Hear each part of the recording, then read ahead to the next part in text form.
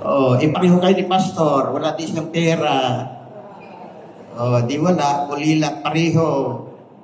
So we have lots of instruction.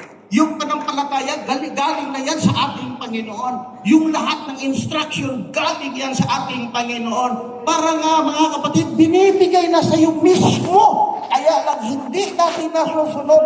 Ano kaya ang dahilan mga kapatid na hindi natin nasusunod yung salita ng ating Panginoon? There must be something wrong na kailangan ikukorek po natin sa ating buhay. Ayan, put on the whole armor of God.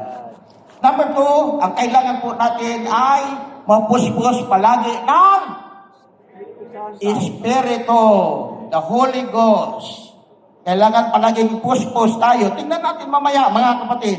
I-shorten ko to para pagbigyan ko naman kayo ng oras. 15 minutes lang, 20 minutes lang, mga kapatid. That's nothing to me. Ang mahalaga ay yung makuha natin ang tamang resulta. Amen. Ng conference ito sa mga katatayan.